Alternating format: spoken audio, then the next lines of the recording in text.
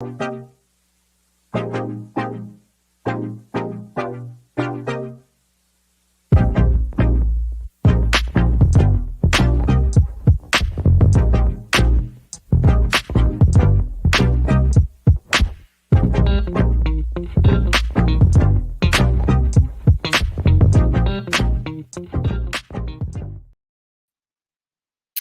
evening, everyone who is joining me tonight. And for those of you who are watching the replay, thank you so much for signing in, tonight. My name is Lena Lassiter. For those of you who do not know me, I have my master's in human services counseling with a concentration in PTSD, trauma, and crisis. I'm also an advanced grief recovery method specialist, a director in corporate, an author, and the founder and president of Forever Healed. We are a nonprofit, and what we do is we help those who are suffering from pain due to a loss of any kind. We want them to reclaim and restore their lives. I see some of you are jumping in. You guys know what to do. I'm going to get to you in 1 second. We are also humble partners of the Richmond Police Department Victim Witness Program and the Sheriff's Office. And we also train the estate resolution team for insurance companies on empathy and grief. So again, thank you guys for joining in. Let me see who I have with me tonight so I can personally thank you. Hi, Tanya. Thank you for joining us. Kiana, is that you? Thank you. Minister Roz, thank you for joining me tonight. Again, don't take it lightly that you guys sign in, you tune in, and you support us. So thank you so much. Hi, Alexandra. Thank you so much for joining tonight. So tonight we are going to be talking about relationship grief. So I want this to be interactive. Please ask questions as we go along, because guess what? All of us are unique and individual. So our relationships are going to be unique and individual. So even when I give tips tonight, these tips, they're not a one size fits all, right? So if you have a specific scenario that you would like for us to talk about, you guys know what to do. Just put your comments in and I will try to make sure that I respond to all of your questions. Hi, Miss Pat. Great evening. Nice to see you. Hi, Hopper. How are you? Thanks for jumping in tonight. So we are going to be talking about relationship grief tonight. What I'm going to do is stick with the families tonight, okay? So you may have relationship grief with your friends as well. That is real. But we're going to be talking about our families tonight. So again, I'm Lena Lassiter. Thanks for joining us tonight. All right. So as you guys are aware, there are 50 plus losses that can trigger emotions of grief, to include the expectations of a relationship. So this can encompass relationships where a parent was not present in our lives, abuse, adoption. It also includes relationships that may have changed over time.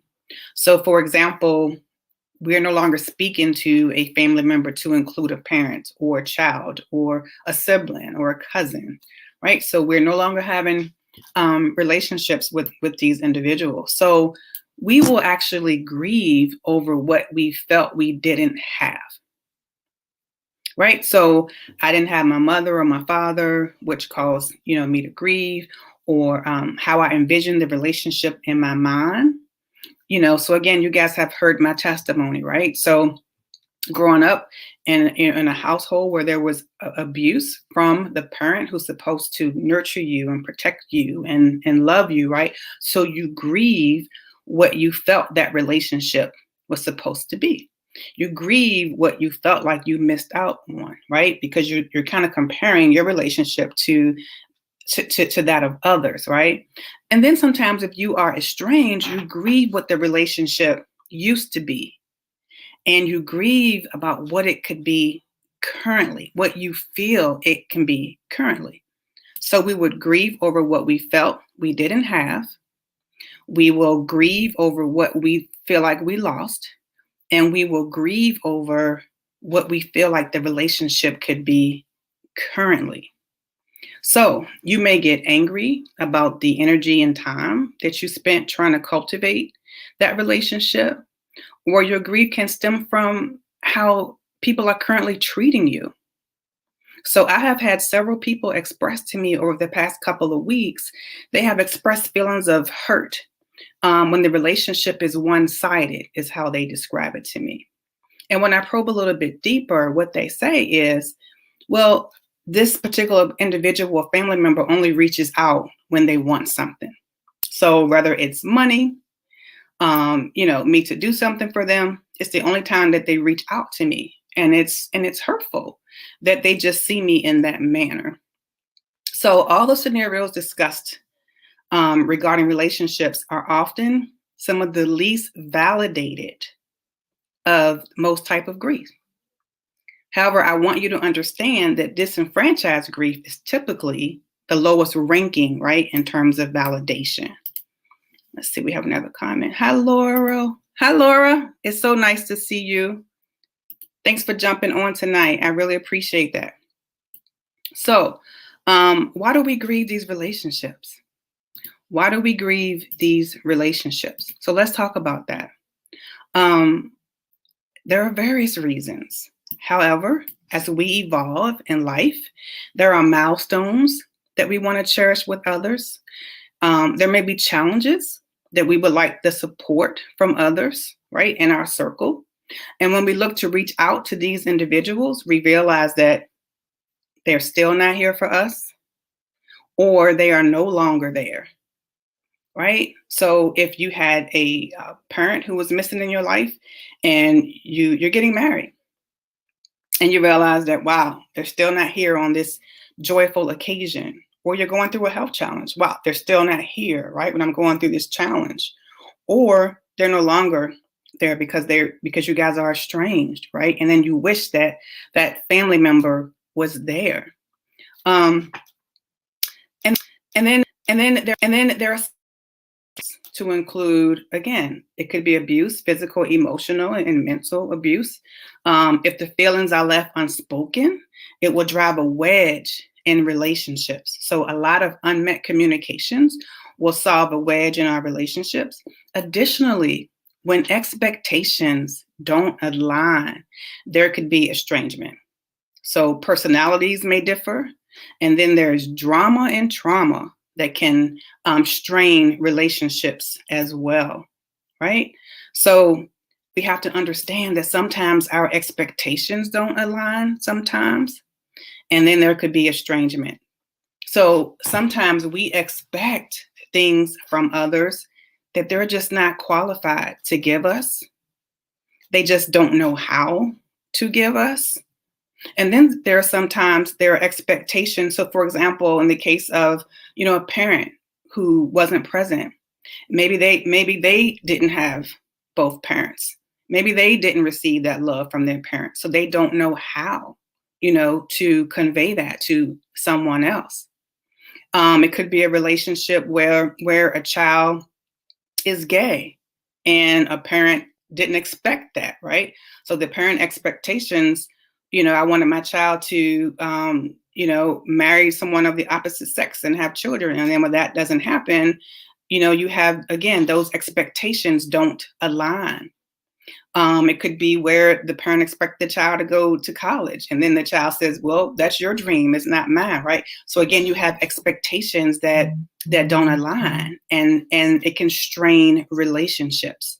So the estrangement may look different per individual, right? So one could have barriers, someone else could have limited communication, and then others may not have communication with these individuals at all. So what holds us back from healing? What holds us back from healing? It often has more to do with disapproval, dismissed emotions than anything. Right. So when we don't feel embraced by the people we feel who are supposed to love us, it's kind of hard to connect, right? Or reconnect, especially when you feel like your feelings weren't validated. So I see we have a comment. Let me see. I'm coming to accept. Let me see. Let me show you guys what this. I'm coming to accept that it is what it is with my family member. We don't ask for the family that we get. However, we can try to create a family with people who are willing to accept us. Yeah. Yeah. Absolutely. Sometimes you just have to accept it for what it is, and we're going to talk about that as well. Again, we have sometimes we struggle with our healing because if I had someone who didn't approve of me, and I felt like my emotions and my feelings were always dismissed, I'm going to have a hard time trying to connect, or in some cases reconnect. Right. So your healing journey may involve some self-reflection, like the comment that just came across the screen. It may involve forgiveness. It may involve extending grace to yourself and others. And it may involve embracing a life without that family member, especially if it was a toxic relationship, if it was an abusive relationship. Yeah, it may be a life, without them. And then sometimes we have a hard time, even envisioning that, right? So, what do we do? So, again, tonight we're talking about relationship grief. We're talking about relationship grief. We're talking about how we will have emotions of grief triggered by relationships that we didn't have. And that could be with, mother, father, siblings, cousins, right? Children. Or we grieve relationships that have changed over time to where now we are estranged with one another. And again, that could mean a couple of different things. It could mean we're just not communicating at all. It can mean limited communication, right? So it varies. So the first thing we need to understand, and again, when we talk about going through the healing journey, remember, this is not a one size fits all, because I'm pretty sure everybody who's watching and tuned in tonight, you have your own experience. And maybe there's a scenario that I didn't even note that you're dealing with relationship grief. And then again, although we're focused on family, yeah, this could be with friendships as well, right? That are estranged. So number one, you're not alone. You're not alone. We don't talk about relationship grief because a lot of times we feel like this is unique and this is odd, and families should always get to, get along, right? So we're kind of embarrassed about the fact that we are estranged from family members. Are people going to judge me? But no matter how painful your estrangement might be, you can't allow the guilt, you can't allow the isolation, you can't allow the fear to pull you away from the truth that you're not actually alone in the process. Believe it or not, there are so many people who have experienced this. And there are those who came before, and there are going to be those who are going to come after you with a similar circumstance. So you can use your story, and you can also use their story, right, as an example. You can use their story to help you thrive, but you can also share your story to help them to know that they're not alone.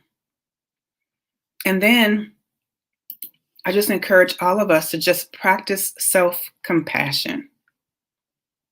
And you probably say, you know what do you even mean by that? Right? So self-compassion is just taking an active role in your own healing. And it involves embracing your faults, your mistakes, and your suffering as equally as you celebrate your joys, your success, and your triumphs. And, sometimes looking at ourselves, right, we can see that maybe there is some unforgiveness. What role did I play, in this, if any? But just being honest with ourselves, and then understanding moving forward, what type of relationship do we need to have? So if it was one where perhaps there was abuse, do we need to have some boundaries if we reconnect, right? Do we need to teach others how to treat us? Do we need to have limited communication? Or do we need to communicate at all? Will this communication trigger me, and my emotions? So we have to do a lot of self-reflection in this. Do I need to forgive? Let's see, we have some more comments. Hi, Rochelle, and happy birthday to you. Happy birthday, guys. It's my sister's birthday today. Let's see, Miss Pat said, yes, I had to accept that my family member doesn't want to be a part of our family. I let go for myself from breaking my heart. Yes. You didn't want your heart to be broken continually, right? Because you're doing your work. And if they haven't done their work, it can trigger you and it can cause, more pain. So we have to either have some boundaries, and we can forgive and not continue on in the relationship. You can release somebody. So forgiving them means that you're not going to be constantly talking about what they did to you, constantly, figuring out why you guys are estranged, constantly wondering why they're the way that they are. Nope, I can forgive them. I can release them. I don't have to allow them to control my thoughts and my emotions and my feelings. But I have to move on for me. I have to release them so that I can freely move about and be who God called me to be. Right. And then we have to make sure that we grieve properly. And I say that again because relationship grief is not recognized. Right. It's normally not recognized. So I want you to know that it's real. It's real. And someone not being there for you, someone not validating your feelings, someone not protecting you, someone being dismissive, of your feelings, being mistreated, they can absolutely trigger emotions of grief. And grief is real, and it happens to accompany estrangement. It does not make us weak or less worthy for experiencing it. We're human. And guess what? We were created to feel.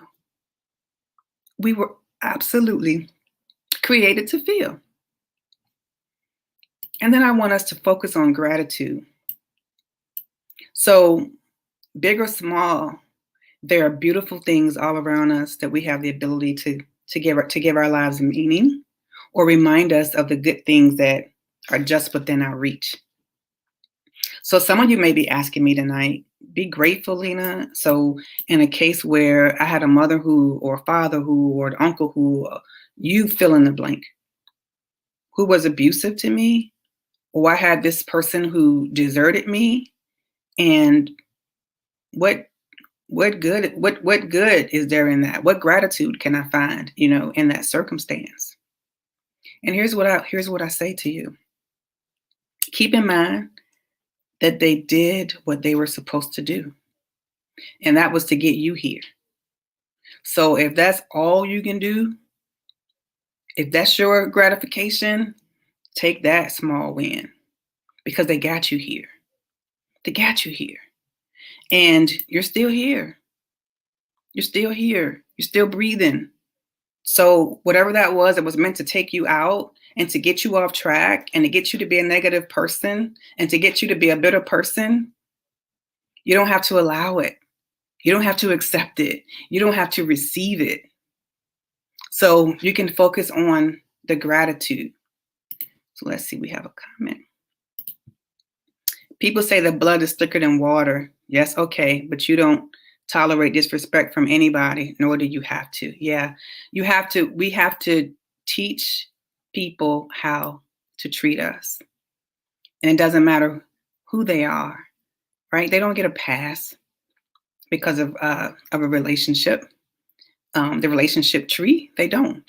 And it's okay to teach people how to treat us. And we can do that respectfully. And we can do that in love.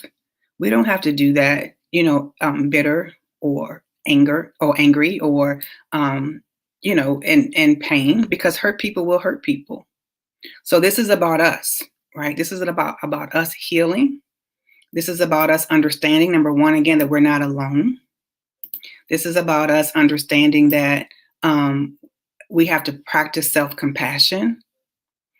And sometimes, again, what does that look like?